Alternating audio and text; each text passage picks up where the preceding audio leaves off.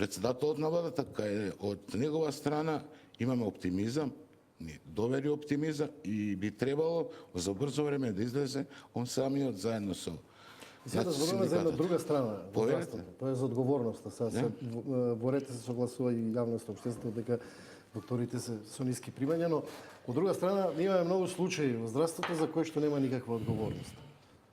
Еве, последниот случај се починатите бебиња на неколку на детска клиника, министерот покренуваше, бараше барен збор, зошто нема никаква одговорност во здравството? Значи, ние тоа го потенцираме. Секој за секој треба да си има лична одговорност.